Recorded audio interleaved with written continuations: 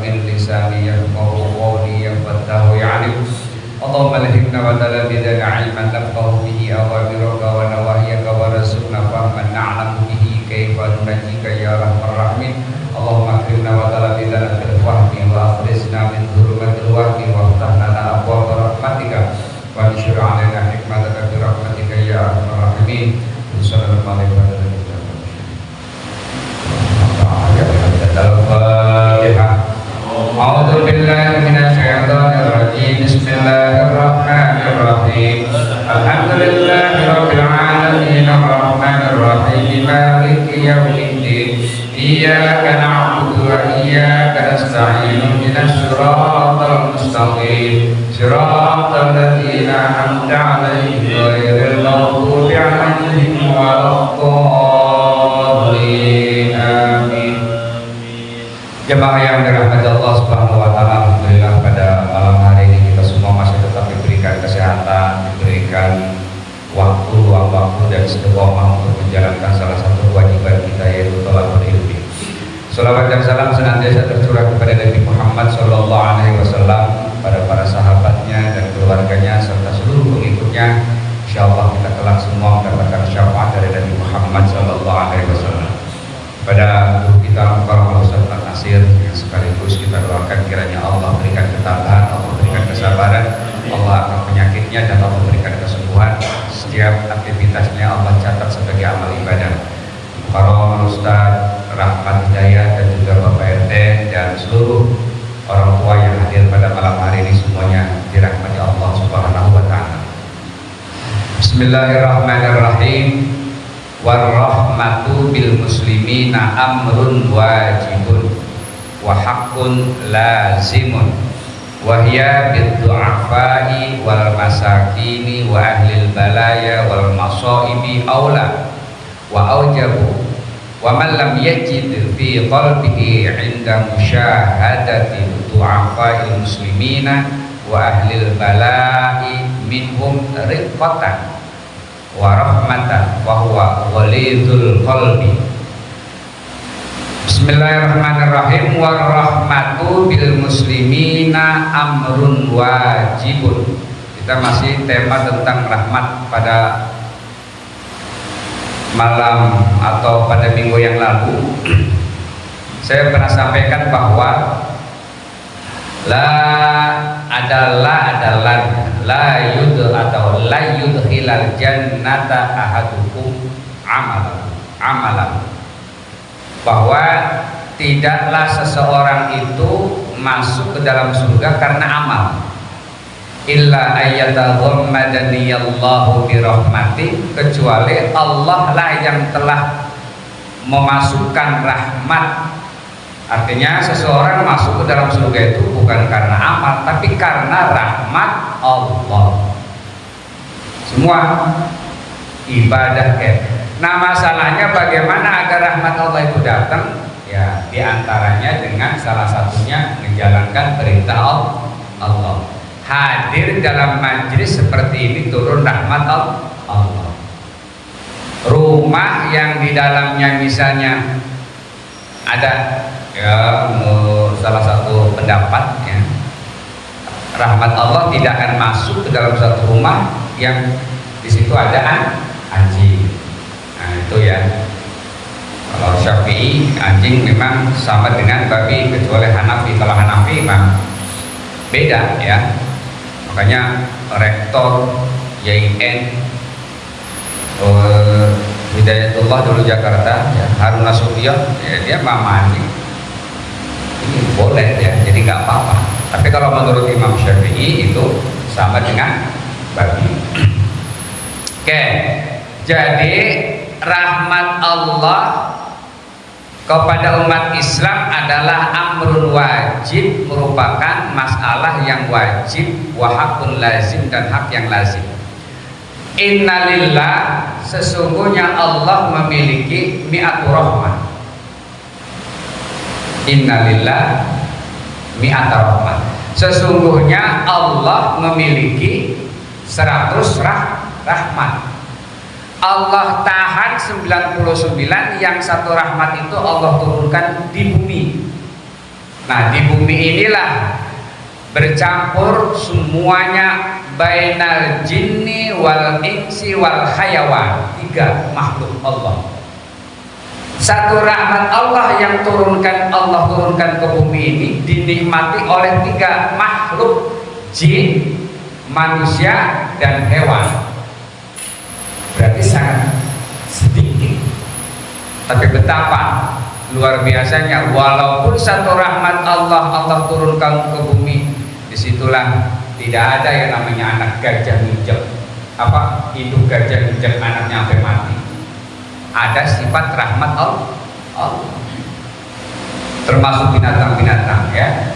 Makanya sangat jahat kalau ada orang manusia yang diberikan akal oleh Allah yang membunuh janin, membuang janin, bahkan dibunuh, bukan dibuang. Kalau dibuang di teras orang lain sih masih mendingan, ya, siapin susunya, siapin bajunya, kasih berita begitu tuh, mending dia. Lah ini dibunuh, ya. Bahkan kalau menurut Imam Hanafi, walaupun itu masih merupakan janin, belum ada nyawanya, masuk pembunuh, ya, masuk pembunuh. Jadi pengguguran, aborsi itu termasuk pembunuh, berarti sangat jahat, jauh dari rahmat Allah. Jadi begitu besarnya. Yang 9, 10, 9 itu ditahan oleh Allah buat kita nanti di akhirat. Jadi sangat sedikit sekali. Dan itu bukan hanya manusia, binatang, jin. Jadi jangan dianggap jin itu kafir. Ada yang Islam, ada yang ikut sholat bersama Nabi, ada yang mendengarkan Al-Quran, mendengarkan Nabiullah Daud alaihissalam. Jadi ada namanya jin Islam, ada lagi namanya jin Qorin. Jin Qorin itu jin yang memang menyertai manusia. Saat kita lahir dia ikut, ya. Saat kita wafat dipanggil oleh Allah, jin ini masih hidup. Makanya jangan heran kalau ada orang kesurupan segala macam, itu ada yang menyerupai suara saya, Surah Sujai, gitu kan? Ya, persis banget ini. Siapa kamu? Sujai, ya kan? Padahal orangnya udah gak. Lah itu jangan dianggap perlu saya, jin korinnya masih ada. Ada orang begitu kesurupan, ya, ngaku siapa gitu. Memang ada jin, namanya jin korin, dan itu setiap manusia ada, dan dia nggak mati. Nah itu namanya jin korin. Jadi merupakan amrun wajib, sesuatu yang wajib bagi muslim itu mempunyai sifat rahmat. Bahasa kitanya makasihan, kasih sayang. Apa sih bahasa kitanya ya? Gak tega gitu loh.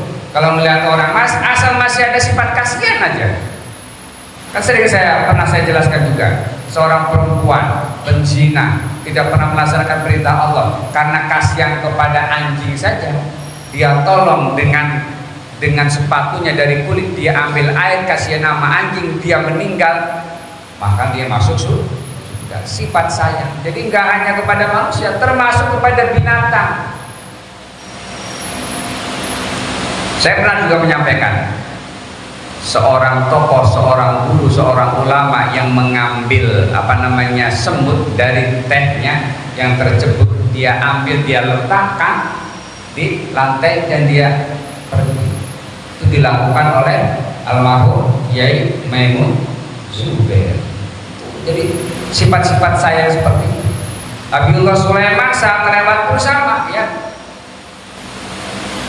Ya ayyatuhan namlatul, ya ayyuhan namlatul khuluha, masuklah, ya, agar tidak diinjak oleh tentara Sulaiman. Dia paham. Jadi semut-semut yang ada di jalan itu suruh masuk dulu, kasihan, ya. Sekarang ada orang yang ngerti bahasa semut, ada-ada aja, ya. Kayak amrun wajib, wa hakun, dan hak lazimun ya musti. Kalau hak itu biasanya terkait dengan keputusan Allah ya melalui Nabi kalau di dalam hadis, melalui Al-Quran kalau di dalam Al-Quran yang tidak terbantahkan lagi itu adalah hak ya. Makanya sering kita doakan begitu ya, Allahumma arinal haqqa haqqa warzuqna tiba'ah. Ya Allah, perlihatkanlah kepada kami bahwa yang hak itu adalah hak, bahwa yang benar itu adalah benar, dan berilah kami kekuatan untuk dapat melaksanakannya. Wa arinal batila batila warzuqna ijtinabah. Dan perlihatkan juga kepada kami bahwa yang batil itu adalah batil, dan berilah kami kekuatan untuk dapat menjauhinya. Ini saya pernah dengar ya.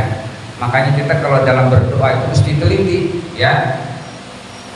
Maaf nih, pernah saya dengar ada orang-orang begini, Allahumma arinal haqqa haqqa warzuqna tiba'ah. Betul. Ketika kesininya warzuqnal batila batila warzuqna istinabah. Yang salah di awalnya ini warzuqnal batila batila. Padahal wa arina, perlihatkan kepada kami bahwa yang batil adalah batil. Saya pernah dengar, ya Allah, kok bisa begini ya kan? Kenapa? Karena tidak. Makanya kita kalau doa-doa yang sering kita baca, lebih baik lagi dilihat teks aslinya. Walaupun kita kagak paham, teks aslinya minimal kita cari-cari ya. Mau sholawatan ke, mau doa ke, cari aja teks asli. Apalagi sekarang canggih ya, tinggal cari aja kayak misalnya Sayyidul Istighfar lah ada lengkap, mau teksnya atau gambarnya dilihat, oh ini tulisan aslinya, insya Allah terindah dari kesalahan ya. Jadi jangan kadang-kadang dengar ya ini ujungnya begitu, Allahumma arinal haqqa haqqa warzuqna tiba'ah warzuqnal batila batila warzuqna istinabah warzuqna. Kan parah ini ya. Ya, karena itu penting kita melihat teks. Nih, kayak begini nih, ya. Memang sih ada harokatnya. Tapi saya lihat di sini ada juga nanti nih. Pada minggu yang lalu, illa wa tarja'u a'malul qulubi. Memang ada harokatnya. Kalau bukan di pesantren, iya aja wa tarja'u, ya kan, padahal enggak ada wa tarja'u. Roja'a yarji'u, memang kalau ada huruf halaknya itu wajah, fa'ala yaf'alu, illa masyadza, kecuali yang jarang. Di antaranya ya roja'a. Roja'a dalam Al-Quran roja'a yarji'u, sini watarja'u, padahal watarji'u. Nah inilah pentingnya kita paham nahwu sorof. Walaupun kita ada harokat begini, tinggal baca aja bisa. Terjemahan juga bisa. Tapi kalau nggak paham dasarnya, ya itu dia nggak tahu mana yang salah mana yang benar. Gitu. Jadi jangan kita kadang-kadang memahami bahwa nahwu sorof itu seolah-olah mengatur Al-Quran, bukan ya. Jadi nahwu sorof diambil dari Al-Quran, walaupun ketentuannya itu fathah yaftahu, roja ayar yarji'u yang betul, tapi di ketentuan nahwu maksud nuril musorof itu wajan yaf'alu, roja ayarja, illa masyadda, kecuali yang jarang. Dari mana ketahuan jarang? Ada dalam Al-Quran, gak bisa dikatakan, tetap yarji'u kan gitu. Ini baik nahwu sorofnya begitu ya. Ya walaupun gak paham ya, dikit-dikit disinggung-singgung. Ya, lanjut. Jadi baik. Ya kadang-kadang waktu bilang yarji'u, waktu tempatnya dari sononya dulu. Iya. Dari sononya ya kan. Ya kadang-kadang ngasih amalan tapi emang kayak terbalik. Terbalik tapi ya dia gitu ya. Iya. Yang terbalik itu kan itu bahas sorofnya. Makanya menjadi sorof ya. Ya emang terutama yang muda-muda, emang yang nahwu sorof itu ya penting buat kita memahami ya. Memang sekarang praktis, memang sih nggak butuh lagi sekarang. Ngapain sih belajar nahwu sorof katanya? Udah terjemahan udah lengkap. Mau baca kitab apa terjemahannya sudah ada. Tetapi sekali lagi saat ada kesalahan dia nggak bakalan tahu mana yang salah, mana yang benar. Kan gitu ya. Lah ini buktinya. Terjemahan sudah ada harokatnya di sini, saya lihat betul tarjamu. Wah, berarti dia ngambil dari musorof begitu kaidah ya, padahal nggak bisa. Tarjimu tetap. Yang wahia bidu'afa, sifat rahmat kasihan kepada du'afa, orang-orang yang lemah, wal masakin, orang-orang yang miskin, wa ahlil balaya, dan orang-orang yang memang tertimpa bencana, wal masoib, dan musibah, aula, itu lebih baik. Jadi pertama itu adalah du'afa, du'if, du'afa. Du'afa berarti orang-orang yang lemah. Lemah di sini bukan lemah ekonomi saja, lemah semuanya. Cacat, mohon maaf ya, cacat apa, cacat fisik atau cacat pendengaran, cacat penglihatan, cacat apa saja. Kita harus punya sifat kasih sayang kepada orang-orang itu ya. Cuman kadang-kadang disalahgunakan ya. Ada orang nggak ada kakinya bisa banget ya. Sampai ketemu tuh ya. Sering kita lihat di video. Begitu dibuka kakinya utuh, dia tekuk begini ya kan. Pakai celana panjang, astagfirullah. Itu duitnya 300.000 sehari dapatnya itu. Begitu ketahuan sudah dibuka, tuh tangannya coba. Nah inilah disalahgunakan ya. Itu tahan berapa jam? Sila aja udah. Nah ini bener-bener mungkin kakinya kecil banget, langsung dilipat jadi satu. Kakinya cuma satu. Gimana orang gak kasihan? Begitu ketahuan lah, saya baru ngasih 5.000, dia saya kasih. Ya Allah. Ada ya. Nah kita mesti bersyukur dikasih lengkap, fisik kita lengkap ya. Nah orang-orang duafa lemah. Kalau selama ini kan kita pahamnya duafa itu kan ekonomi aja, bukan lemah semuanya ya, lemah semuanya. Iya, yang buat ngamen itu ditaruh indah apa namanya itu yang buat tape yang dihubung lalat-lalat itu kan. Astagfirullah ya kan, luar biasa. Itu nggak boleh ya. Kalau kita mau ngasih husnudzon silahkan, nggak apa-apa. Bahkan maaf, ada oknum-oknum tertentu yang datang ke rumah mengatasnamakan sumbangan masjid ya dan lain sebagainya, ditanya alamatnya nggak jelas, sekarang banyak dah, banyak. Maaf, kalau misalnya membuat screenshot nih yang sudah memberikan di WhatsApp itu ya, screenshot ini lah itu mah bisa dibikin pakai Google. Mau dibikin siapa yang ngasih, jadi persis screenshot dikirim di grupnya. Ini yang sudah memberi, yang sudah macam-macam. Kalau kita yakin mau ngasih husnudzon, pahala nggak hilang. Ya, saya emang nggak mau repot, mau bener ke mau salah ke, saya sudah niat karena Allah, sumbang, silakan, nggak apa-apa. Sah, dapat pahala, insya Allah. Keikhlasan yang menentukan pahala atau tidak. Ya. Tapi kalau kita ada beberapa indikasi ciri-ciri bahwa dia ini berbuat bohong, ya, berbuat curang, bahkan ada terindikasi memaksa, lah boleh ya sekali-kali diinterogasi ya, gimana alamatnya, nomornya bagaimana, saja.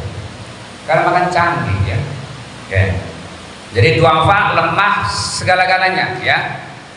Wal masakin, dan juga yang miskin. Kan ada fuqara, lil fuqara wal masakin. Kalau fuqara itu lebih parah dibandingkan miskin. Kalau masakin itu apa ya? Kita mempunyai pencaharian hanya cukup buat makan aja. Cukup buat makan, nggak ada buat yang lain. Ya, benar-benar memang nggak ada. Tapi kalau fuqara itu memang buat makan aja nggak cukup. Normalnya makan misalnya 3 kali, dia hanya bisa 1 kali. Yang 2 kali dia bingung, besok mau makan apa? Nah ini parah, itu namanya fuqara.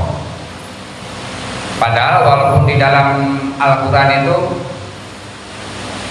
tidak ada sebenarnya orang miskin ya, fuqara. Artinya Allah tuh memang sudah ciptakan itu sebenarnya itu sesuai dengan kebutuhan. Allah sudah menciptakan cukup ya, al-ghna wa akhna ya. Allah berikan kekayaan dan Allah berikan kecukupan. Dalam Al-Quran sebenarnya cukup. Al-ghna berikan kekayaan, wa akhna, dan Allah berikan kecukupan. Sebenarnya cukup. Yang membuat kita nggak cukup itu kita sendiri. Jadi dibuat-buat. Orang nih mau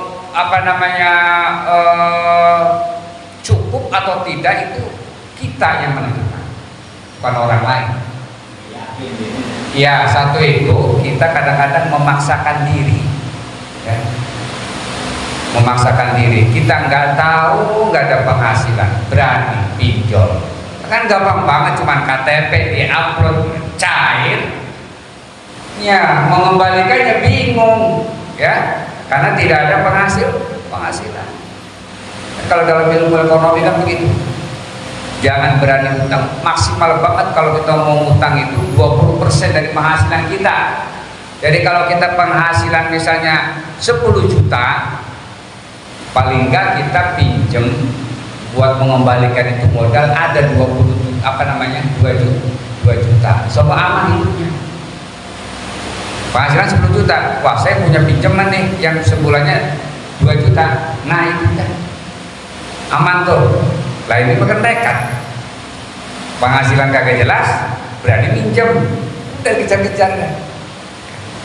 Oke, itu masakin. Terus wa ahlil balaya, dan juga orang-orang yang tertimpa bencana. Ya, bencana apa aja? Ya, tsunami, gempa yang beberapa tahun yang lalu pernah kita alami ya. Saudara-saudara kita yang di mana tuh bahkan sampai kita melakukan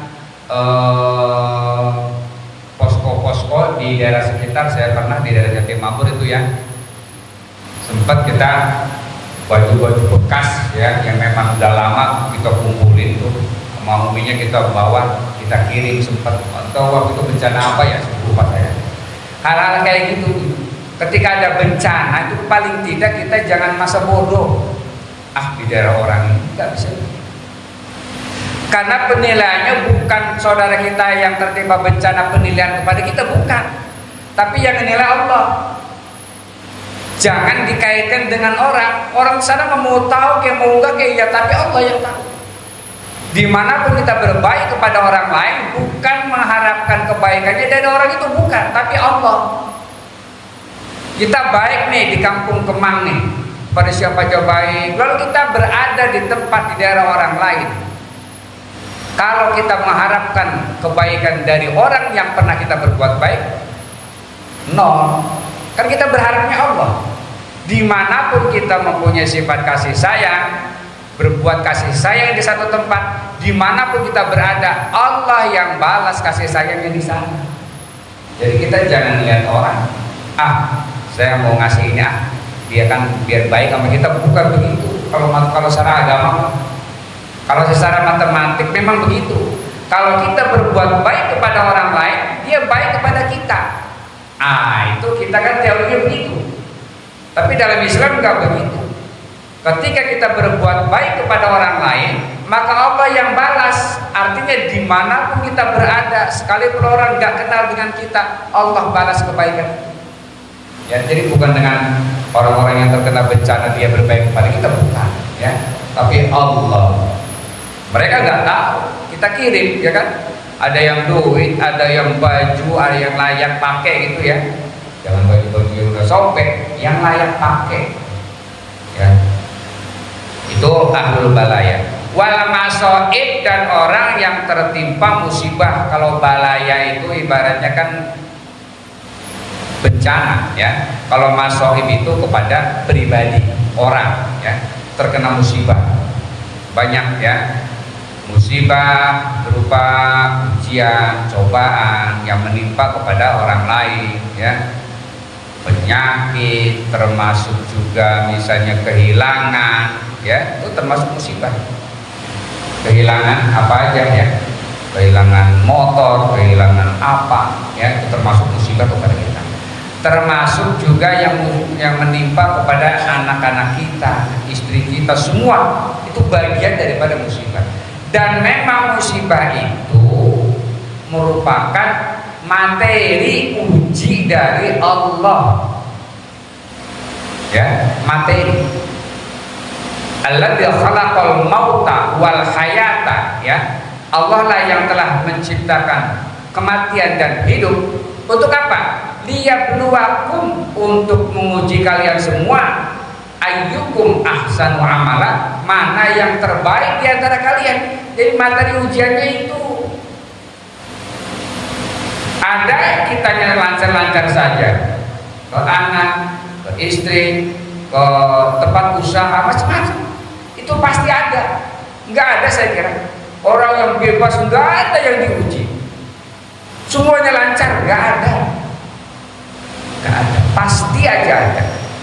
Ya, kan itu materi yang Allah kasih materi ini, lu materinya ini nih. Sabar apa enggak? Kan gitu ya.